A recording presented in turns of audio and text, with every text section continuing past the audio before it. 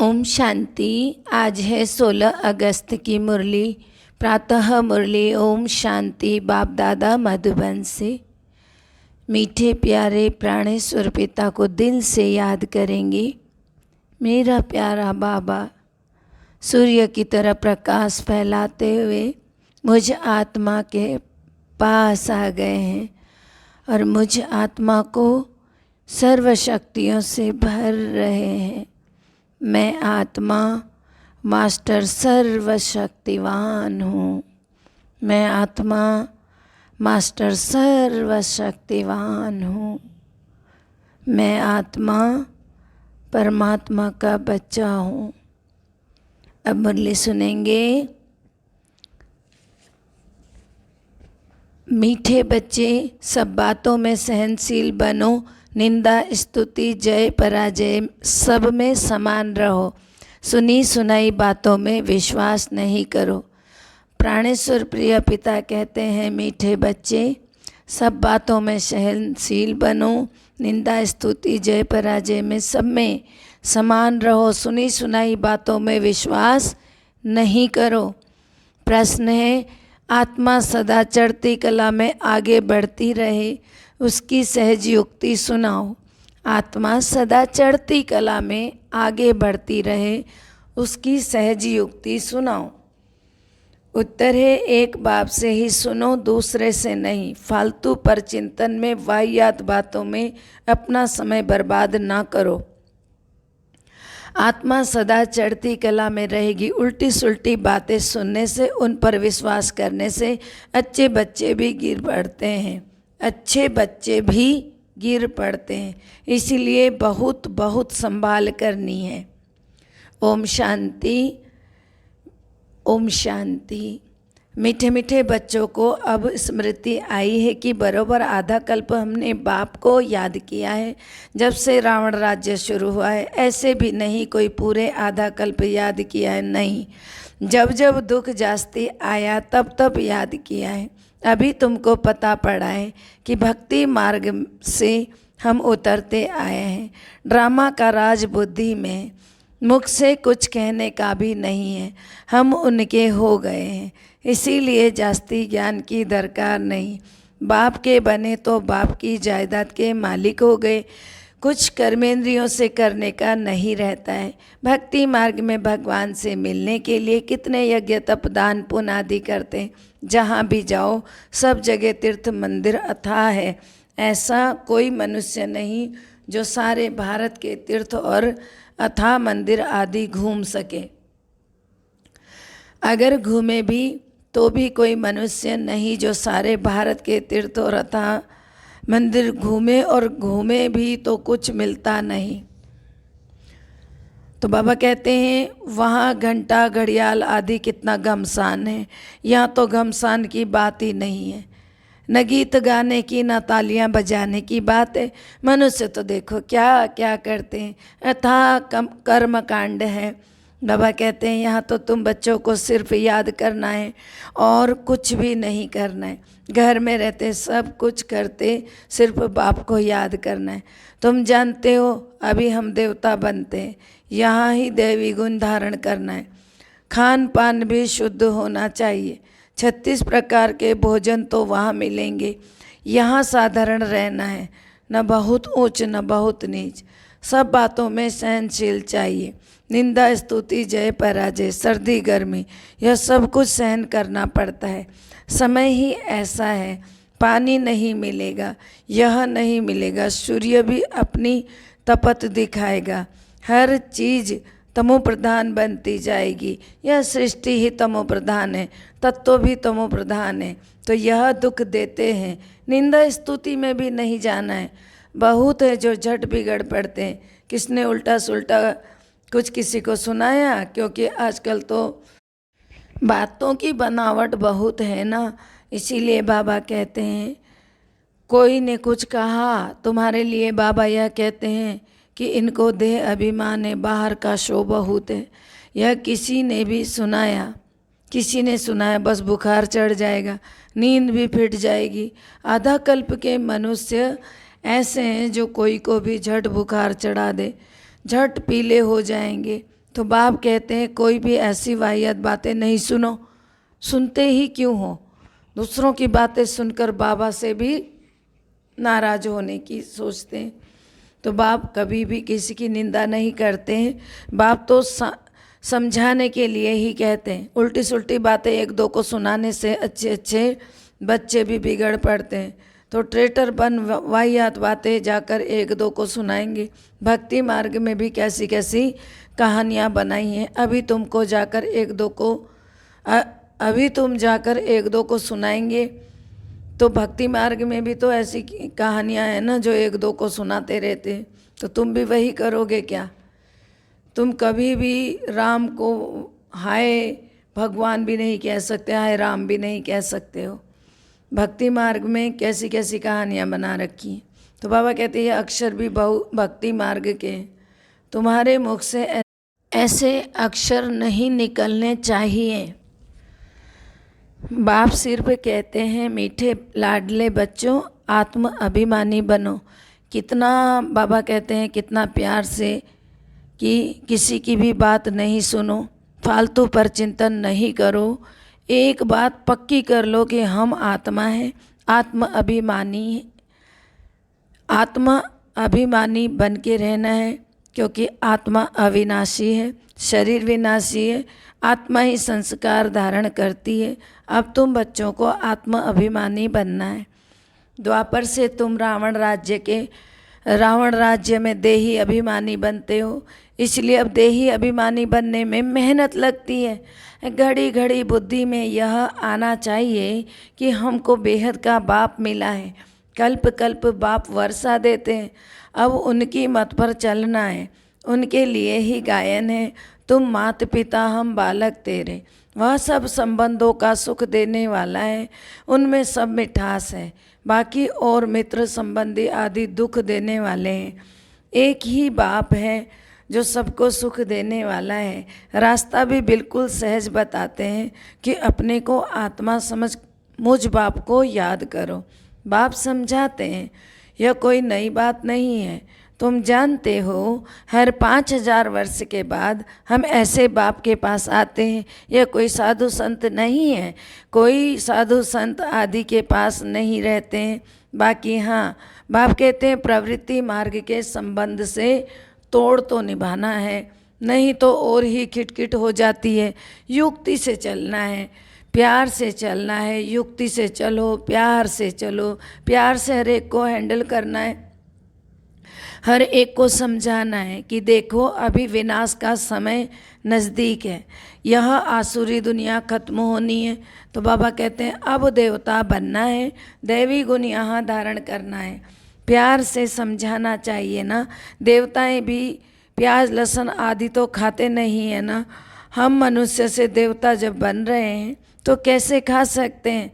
ऐसे धीरे धीरे समझाना चाहिए। ये नहीं कि झट से बोल दिया कि हम तो लहसुन प्याज नहीं खाएंगे। पहले थोड़ा सा, अगर घर में ज़्यादा खिटखिट करने वाले हैं तो उनको समझाना पड़ता है कि हमको पसंद नहीं आता है। धीरे धीरे मना करते करते फिर कभी कभी बनाना छोड़ दो। पता है कैसे छूटेगा? हफ्ते में 2 दिन बना दिया लहसुन प्याज के बिना, फिर हफ्ते में 4 दिन लहसुन प्याज के बिना, फिर हफ्ते में 5 दिन लहसुन प्याज के बिना, फिर केवल 1 दिन लहसुन प्याज बन रहा है। फिर कभी कभी उसको भी गैप कर दिया, 15 दिन तक नहीं बनाया। ऐसे आप उस चीज़ से धीरे धीरे सबकी आदतें छुड़ा सकते हो। तो उन्हें कुछ बोलो नहीं, सिर्फ बाबा की शक्तियाँ भरते जाओ। जब खाना बनाते हो बड़े मन से शिव बाबा को याद करो और परम पवित्रता की शक्ति भरते जाओ। तो बाबा कहते हैं कि देखो तुम कैसी चीज़ें खाते हो, ऐसी चीज़ें हम खाते हैं, दिमाग में नहीं आता देवी देवता क्या खाते हैं इनको। अभी देखो तुमको बेहद का बाप परमात्मा भगवान मिला है, जो कि बाप देवी गुण सिखलाने वाला मिला हुआ है, सर्वगुण संपन्न और 16 कला संपूर्ण। यहाँ ही आत्मा को बनना है, यहाँ बनेंगे तब फिर भविष्य नई दुनिया आएगी। या ऐसे ही होता है जैसे रात के बाद फिर दिन होता है। अब रात के अंत में दैवी गुण धारण करने, तो रात का अंत क्या है? कलयुग का अंत। फिर सुबह हो जाएगी अर्थात सतयुग आ जाएगा। अपनी परीक्षा हर एक को आप ही लेनी है। ऐसे नहीं कि बाप तो सब कुछ जानते हैं, हमें बताने की ज़रूरत नहीं। बाप चाहे सब कुछ जाने या ना जाने, आपका फ़र्ज है आप हर एक बात अपने बाप, टीचर, सदगुरु, माता पिता, शिव परमात्मा को ही बताएं। इम्तिहान के दिन नज़दीक आते तो बच्चे खुद भी समझते हैं कि हम कितना पास होंगे, किस सब्जेक्ट में हम ढीले हैं, मार्क्स कम लेंगे, फिर सब मिलाकर पास हो जाएंगे, यह समझते हैं। तो इसमें भी अपनी जांच रखनी है, हमारे में क्या कमी है। मैं बहुत मीठा बना हूँ, सबको प्यार से समझाना है। हम आत्माओं का बाप परम पिता परमात्मा है, मनुष्य की बात नहीं है। हम निराकार को भगवान कहते हैं। भगवान रचता एक ही है, बाकी सब है रचना। रचना से किसको वर्षा नहीं मिल सकता, कायदा ही नहीं है। अब सर्व रचना का सदगति दाता एक ही रचता बाप है, उसमें साधु संत सब आ गए तो सब आत्माएं हैं ना। हाँ, मनुष्य अच्छे बुरे तो होते ही हैं, पोजीशन ऊंचा नीचा भी होता ही है। सन्यासियों में भी नंबरवार है ना, कोई तो देखो भीख मांगते हैं, कोई को फिर सब पाँव पर पढ़ते हैं। तो तुम बच्चों को भी उच्च बनना है, बहुत मीठा बनो। कभी भी किसी से क्रोध की बात नहीं करनी है, क्रोध से बात नहीं करनी है, ना किसी को उकसाना है क्रोध के लिए। जितना हो सके प्यार से काम लो। कहते हैं ना बच्चे बहुत तंग करते हैं, सो तो आजकल के बच्चे हैं ही ऐसे। प्यार से उनको समझाओ। दिखाते हैं कृष्णा चंचलता करता था तो उनको रस्सी से बांधते थे। जितना हो सके प्यार से समझाओ, या तो हल्की सजा दो। बेचारे अबोध अनजान बच्चे होते हैं, उनको छोटी मोटी सजा दे सकते हो, लेकिन ज़्यादा नहीं तंग करना है किसी को भी। एक बात और है, यदि हम बच्चों को सजा देते हैं, हर समय उनके साथ अत्याचार करते हैं ना, तो वो भी वही सीखते हैं। बड़े होकर वो भी आपकी तरह बनते हैं, और जो आपसे सीख रहे हैं वही वह बन रहे हैं। हर एक बच्चा अपने घर का दर्पण होता है, इसलिए उन बच्चों को, बहुत कोमल बच्चों की बुद्धि को बड़े प्रेम से समझा करके चलना चाहिए। हर समय उनके साथ अत्याचार मारपीट नहीं करनी है, सिर्फ प्यार से समझाना है। और जो काम प्यार से हो सकता है ना, कभी भी क्रोध से नहीं हो सकता। कभी भी देखना, हर एक प्यार का भूखा होता है, फिर वो तो छोटे बच्चे हैं। इसीलिए बाबा कहते हैं बच्चों को प्यार से समझाओ। बाहर का संग दोस्त तो बहुत खराब है। अभी बेहद का बाप कहते हैं तुम्हें मूर्ति आदि रखने की भी कोई दरकार नहीं है, कुछ भी मेहनत करने की दरकार नहीं है। तो शक्ति का चित्र भी क्यों रखें, वह तो तुम्हारा बाप है ना। तो बाबा कहते हैं शिव का चित्र रखो, वह तुम्हारा बाप है, शक्ति का क्यों रखते हो। तो बाबा कहते हैं बाप तो हाजिरा हुजूर है ना, इस वक्त बाप हाजिरा हुजूर है।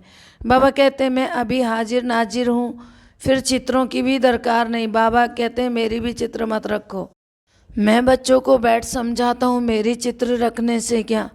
तो बाबा कहते हैं बाप दादा को देखें, अब बाप तो है निराकार, उनको देख ना सके, बुद्धि से समझ सकते हैं। बाप कहते हैं मैं इनमें प्रवेश करता हूँ, तो इनको देखते हुए बाप को याद करें कि मैं इनमें प्रवेश करके तुमको नॉलेज बैठ देता हूँ, नहीं तो कैसे आऊँ कृष्ण के तन में, फिर कैसे आऊँगा।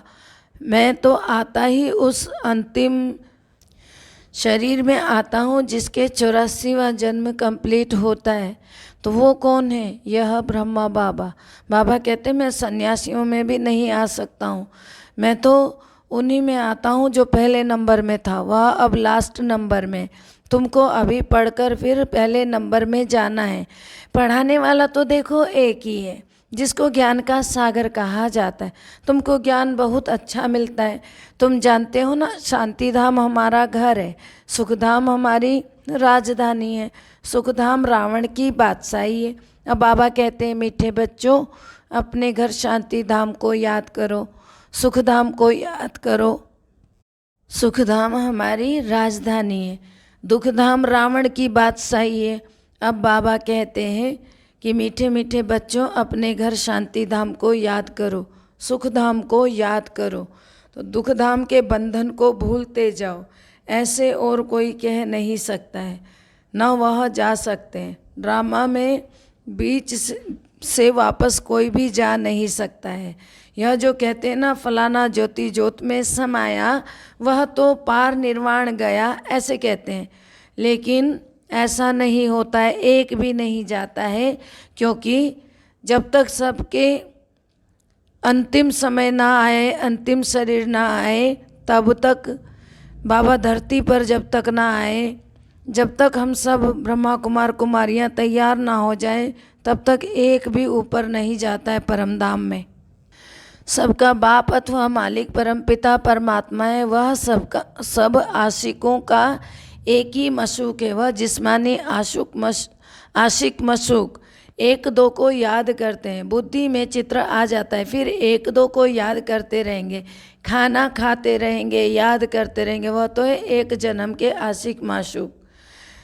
तुम जन्म जन्मांतर के आशिक हो, एक मशूक के तुमको और कुछ भी नहीं करना है, तुम एक ही मशूक के आशिक हो, जन्म जन्मांतर के, तुमको और कुछ नहीं करना है, सिर्फ एक बाप को याद करना है। उन आशिक मशूक के सामने चित्र आ जाता है, बस उनको देखते देखते काम भी ठहर जाता है, फिर उनका चेहरा गुम हो जाता है, तो और काम करने लग पड़ते हैं। फिर इसमें तो ऐसे नहीं कि आत्मा भी बिंदी परमात्मा भी बिंदी, अपने को आत्मा समझ बाप को याद करना है, इसमें ही मेहनत है। बस कोई का चेहरा देखकर याद करना आसान है, लेकिन बिंदु को बिंदु समझना और अपने आप को भी बिंदु समझकर उस बिंदु को याद करना थोड़ा सा डिफ़िकल्टी होती है। आत्मा का ज्ञान मिला, अर्थात आत्मा को रियलाइज़ किया, तो बाकी रहा परमात्मा, वह भी तुम जानते हो। बाबा आकर इस भ्रिकुटी में बैठते हैं, इनकी जगह भी यहाँ है, आत्मा कहाँ भी से भी चली जाती है मालूम नहीं पड़ता है, उनका मुख्य स्थान कहाँ है, भ्रिकुटी है। बाबा कहते हैं मैं भी तो बिंदी हूँ ना, इसमें आकर बैठता हूँ। फिर बाबा कहते हैं तुमको पता भी नहीं पड़ता, मैं इनकी भ्रिकुटी में आकर बैठता हूँ। बाबा तुम बच्चों को बैठ सुनाते हैं, तुमको जो सुनाते वह हम भी सुनते हैं, समझा नहीं तो बिल्कुल राइट है। दैवी धर्म वाले जो होंगे वह झट से समझ जाएंगे, क्योंकि यह राजधानी स्थापन हो रही है, पहले स्थापना और फिर विनाश हो जाएगा। और कोई धर्म स्थापक ऐसे नहीं कहते हैं, वह सिर्फ अपना धर्म स्थापन करते हैं और फिर वृद्धि को पाते रहते हैं। यहाँ तो जो जितना पुरुषार्थ करते हैं उतना भविष्य में उच्च पद पाते हैं। तुम भविष्य 21 जन्मों के लिए प्रारब्ध बनाते हो, तो कितना पुरुषार्थ करना चाहिए। और है बहुत सहज, योग भी देखो सहज है, जिससे तुम्हारे विकर्म विनाश होते हैं। फिर बाबा कहते हैं मैं तुम्हें गारंटी करता हूँ, कल्प कल्प में ही आकर तुम बच्चों को पावन बनाता हूँ, वहाँ पतित एक भी हो नहीं सकता है। ज्ञान भी देखो कितना सहज है, 84 जन्मों का चक्र कैसे लगाते हैं, वह भी बुद्धि में नॉलेज है। हमने 84 का चक्र लगाया, यह निश्चय रखना है, निश्चय में ही विजय है। ऐसे नहीं कि पता नहीं, हम 84 जन्म लेते हैं, वह कुछ कम लेते हैं, जबकि तुम ब्राह्मण हो तो तुमको निश्चय होना चाहिए बरोबर। हमने 84 का चक्र भोगा है, यह तो बहुत से समझानी बच्चों को समझाया है। यह चित्र सब दिव्य दृष्टि से बाप ने बनवाए, करेक्ट भी कराए हैं। शुरू में जब बनारस में बाबा एकांत में रहते थे तो चक्र दीवारों पर बैठ निकालते थे, समझते कुछ भी नहीं थे, यह क्या है, कैसे बना ये चित्र, कुछ नहीं समझ आता था। ब्रह्मा बाबा एकांत में जाकर बनारस में बैठते थे, तपस्या करते थे, तो वो चित्र खुद से शिव बाबा उनके हाथों से ही बनवाते थे। होश में आते उनको समझ ही नहीं आता था ये क्या चित्र है। तो बाबा कहते हैं खुशी होती थी, साक्षात्कार होने से जैसे उड़ जाते थे। यह क्या होता है समझ में ही नहीं आता था। तुम जानते हो चित्र पहले बने थे, वह फिर बदल कर नए नए बनाते गए। अभी नए चित्र कल्प पहले माफिक बनते जाते हैं। सीढ़ी का चित्र देखो कितना अच्छा है, इस पर समझाना बहुत सहज है। देरी से आने वालों को और ही सहज समझानी मिलती है। अभी नए नए जो आते हैं 7 दिन में सारा नॉलेज समझ लेते हैं, पुरानों से भी आगे जा रहे हैं। बाबा कहते हैं जो नए आते हैं ना वो पुरानों से भी आगे जा रहे हैं। कोई कहते हैं पहले आते थे तो अच्छा था, अरे यह भी फिक्र मत करो, आगे आते थे और भागंती हो जाते थे, तो देरी से आने वालों को तो सहज ही तख्त मिलता है। पहले जो थे देखो वे फिर अब है भी नहीं, खत्म हो गए। पिछाड़ी में रिजल्ट का मालूम पड़ता है, कौन पास हुआ कौन फेल हुआ। तो बाबा कहते हैं नए नए निकलते रहते हैं और झट सर्विस पर लग पड़ते हैं, पुराने इतना नहीं लगते। नई नई बच्चियां सर्विस से दिल पर चढ़ी रहती हैं, पुराने कितने थे तो खत्म हो गए ना। इसीलिए बाबा कहते हैं जिनको सर्वोत्तम ब्राह्मण कुलभूषण कहा जाता है उनमें भी कोई आश्चर्यवत सुनंती कथंती भागंती हो जाते हैं। जो गाया हुआ है ना वह अब प्रैक्टिकल में हो रहा है। अच्छा, मीठे मीठे सिकिलदे बच्चों प्रति माता पिता बाप दादा का याद प्यार और गुड मॉर्निंग। रूहानी बाप की रूहानी बच्चों को नमस्ते। हम रूहानी बच्चों की रूहानी बाप दादा को दिल व जान से सिक व प्रेम से याद प्यार नमस्ते, good morning, diamond morning, Om Shanti. मीठे प्यारे प्राणेश्वर पिता शुक्रिया मेरे बाबा, शुक्रिया। धारणा के लिए मुख्य सार है, पहला है अपनी जांच आप ही करनी है। देखना है मैं बहुत मीठा बना हूँ, हमारे में क्या क्या कमी है। सब दैवी गुण धारण हुए हैं, अपनी चलन देवताओं जैसी बनानी है। आसुरी खान पान त्याग देना है, आसुरी खान पान त्याग देना है। दूसरा है कोई भी वाहियात बातें न सुननी है और न बोलनी है, न किसी की भी वाहियात बातें न सुननी है न बोलनी है। सहनशील बनना है। वरदान है कर्मातीत स्टेज पर स्थित हो चारों ओर की सेवाओं को हैंडल करने वाले सिद्धि स्वरूप भव।